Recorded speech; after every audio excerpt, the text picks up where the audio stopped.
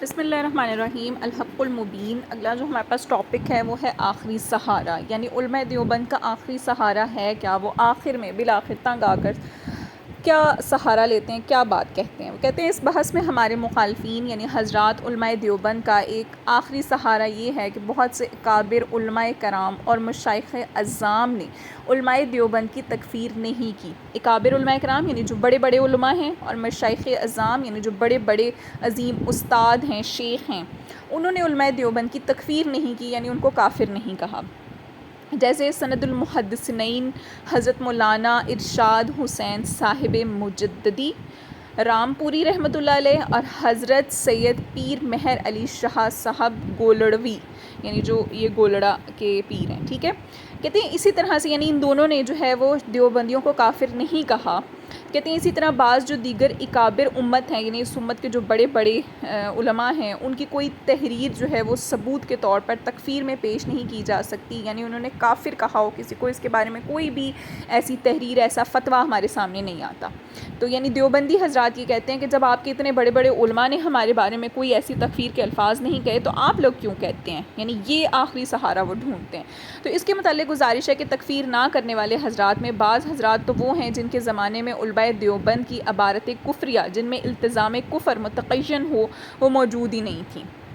ٹھیک ہے۔ یعنی ان دونوں میں سے جو انہوں نے ایک کا نام لیا نا، ارشاد حسین صاحب مجددی رامپوری رحمۃ اللہ علیہ، جو ہیں کہتے ہیں ان کے زمانے میں ان کی جو عبارتیں کفریاں تھیں نا، یعنی جو انہوں نے ایسی عبارتیں بولی تھیں جن میں کفر پایا جاتا تھا، اور پھر جب ان کو اس چیز سے منع کیا گیا تو انہوں نے اس کو التزام کفر کیا، یعنی کہ منع کرنے کے باوجود بھی یہ اسی پر ڈٹے رہے اور انہوں نے اس سے توبہ نہیں کی، تو متقین ہو گیا، یقین حاصل ہو گیا کہ انہوں نے التزام کفر کر لیا۔ تو کہتے ہیں ایسی کوئی بھی عبارت جو ہے وہ ان کے زمانے میں موجود نہیں تھی، اس وجہ سے انہوں نے کسی کی تکفیر کی بھی نہیں، یعنی ان کو کافر کہا بھی نہیں۔ تو کہتے ہیں ایسی صورت میں تکفیر کا پھر سوال ہی پیدا نہیں ہوتا۔ اور بعض وہ حضرات ہیں جن کے زمانے میں اگرچہ وہ عبارات شائع تو ہو چکی تھیں مگر ان کی نظر سے نہیں گزری، اس لیے انہوں نے تکفیر نہیں فرمائی۔ یعنی یہ بھی ہو سکتا ہے نا کہ جو عبارتیں جو لوگ کہتے ہیں جی کافر نہیں کہا، تو ہو سکتا ہے وہ ان کی نظر میں آئی ہی نہ ہو۔ اور دوسرا کہتے ہیں کہ ہمارے مخالفین میں سے آج تک کوئی بھی شخص اس امر کا ثبوت پیش نہیں کر سکا کہ فلاں مسلم بین الفریقین بزرگ کے سامنے، مسلم جو تسلیم شدہ ہو دونوں فرقوں کے درمیان، یعنی دیوبندیوں اور اہل سنت کے درمیان، جو یعنی دونوں جس عالم کو، بڑے علماء کو، کسی شیخ کو مانتے ہوں نا، اس کے بارے میں یہ بات کر رہے ہیں کہ اس نے جو ہے وہ علماء دیوبند کی عبارات متنازعہ فیہا اس کے سامنے پیش کی گئی ہوں اور انہوں نے ان کو صحیح قرار دیا یا تکفیر سے سکوت فرمایا۔ یعنی کوئی بھی ایسا بڑا عالم جس کو اہل سنت بھی جو ہے وہ مستند مانتے ہوں، یعنی اس کی بات کو تسلیم کرتے ہوں، اور دیوبند بھی اس کی بات کو تسلیم کرتے ہوں، کوئی بھی ایسا جو ہے وہ یہ ثبوت پیش نہیں کر سکے کہ ایسا کوئی بڑا عالم ہو اور اس کے سامنے کوئی ان کی عبارات پیش کی گئی ہوں اور انہوں نے اس کے بارے میں کفر کا فتویٰ نہ دیا ہو، یا پھر انہوں نے کافر کہنے سے خاموشی اختیار کر لی ہو۔ کہتے ہیں علاوہ ازیں یہ کہ جن اکابر امت مسلم بین الفریقین کی عدم تکفیر کو یہ اپنی برات کی دلیل قرار دیا جا سکتا ہے، ممکن ہے کہ انہوں نے تکفیر فرمائی ہو اور وہ منقول نہ ہوئی ہو، یعنی کیونکہ یہ ضروری نہیں ہے کہ کسی کی کہی ہوئی ہر بات منقول ہو جائے، لہٰذا تکفیر کے باوجود عدم نقل کے احتمال نے اس آخری سہارے کو بھی ختم کر دیا۔ یعنی دلوں میں جو انہوں نے سہارا باندھا ہوا ہے نا، تو یہ بھی تو ہو سکتا ہے کہ انہوں نے بات کہی ہو لیکن اس فتوے کو آگے نقل نہ کیا گیا ہو، کسی نے لکھا ہی نہ ہو، زبانی کلامی ہو، اور زبانی کلامی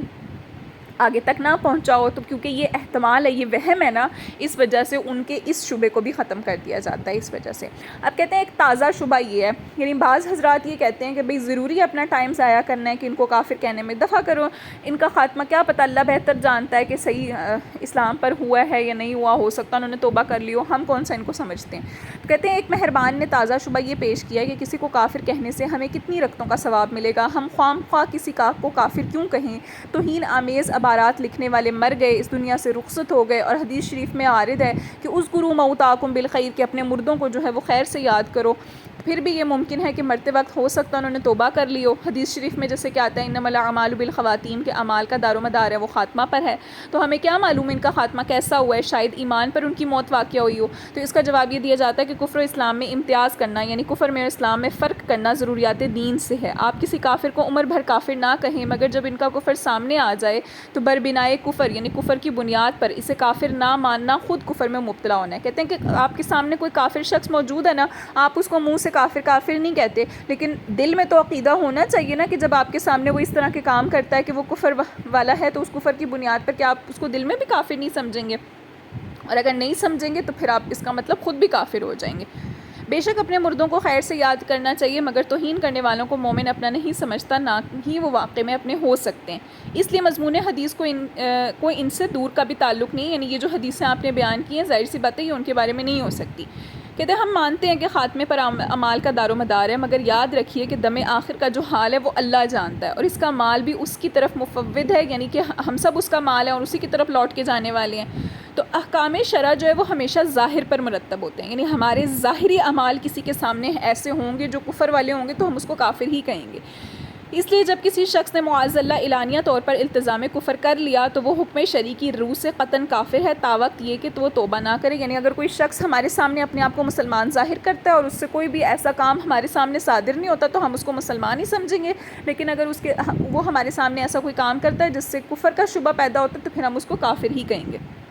اگر کوئی مسلمان ایسے شخص کو کافر نہیں سمجھتا تو کہتے ہیں کفر اسلام کو معاذ اللہ یکساں سمجھنا کفر قطعی ہے، لہٰذا کافر کو کافر نہ ماننے والا بھی یقیناً کافر ہے۔ اور اگر بفرض محال ہم یہ تسلیم کر لیں کہ حضور پاک صلی اللہ علیہ وآلہ وسلم کی شان میں گستاخیاں کرنے والوں کو کافر نہ کہنا چاہیے، اس لیے شاید کہ انہوں نے توبہ کر لی ہو یا ان کا خاتمہ بالخیر ہو گیا ہو، تو کہتے ہیں پھر اسی دلیل سے جو مرزئی ہوتے ہیں ان کو بھی کافر کہنے سے ہمیں اپنی زبان روکنی پڑے گی، کیونکہ مرزا غلام احمد قادیانی اور ان کے متبعین سب کے لیے یہ احتمال پایا جاتا ہے، یعنی یہ وہم ہو سکتا ہے کہ شاید ان کا خاتمہ بالخیر ہو گیا ہو اور ان کا خاتمہ بھی اللہ تعالیٰ نے ایمان پر مقدر فرما دیا ہو، کیونکہ ہم تو نہیں جانتے کہ انہوں نے توبہ کی ہے یا نہیں کی، تو پھر ہم انہیں کس طرح سے کافر کہہ سکتے ہیں؟ لیکن ظاہر ہے کہ مرزائیوں کے بارے میں یہ احتمال کارآمد نہیں ہے، تو کہتے ہیں گستاخان نبوت کے حق میں پھر کس طرح یہ مفید ہو سکتا ہے؟ یعنی ہم ان کو پھر کس طرح سے یہ کہہ سکتے ہیں کہ نہیں یہ بالکل ٹھیک ہوں گے؟ کیونکہ جب مرزائیوں کے بارے میں یہ بات ہے کہ ہم ان کے بارے میں کوئی شک و شبہ نہیں کرتے کہ مرتے وقت ان کا اعمال کیسا تھا کیسا نہیں تھا، ہم ان پر کفر کا فتویٰ عائد کرتے ہیں،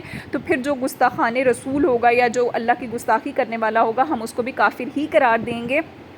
اور ہم یہ نہیں کہیں گے کہ اس کا خاتمہ خیر پر ہوا ہے یا نہیں ہوا، کیونکہ دلوں کا حال اللہ جانتا ہے۔ اللہ تعالیٰ اس کو بخشنا چاہے تو بخش سکتا ہے، لیکن چونکہ ہمارے ظاہر میں ہمارے سامنے چونکہ ایسا ہوا ہے کہ اس نے کفر والے اعمال کیے ہیں، تو ظاہر کا فیصلہ ہم کریں گے کہ ظاہر کو دیکھتے ہوئے کہ اگر مسلمان والے عمل کرتا ہے تو مسلمان کہیں گے، کفر والے عمل کرتا ہے تو اس کو کافر کہا جائے گا۔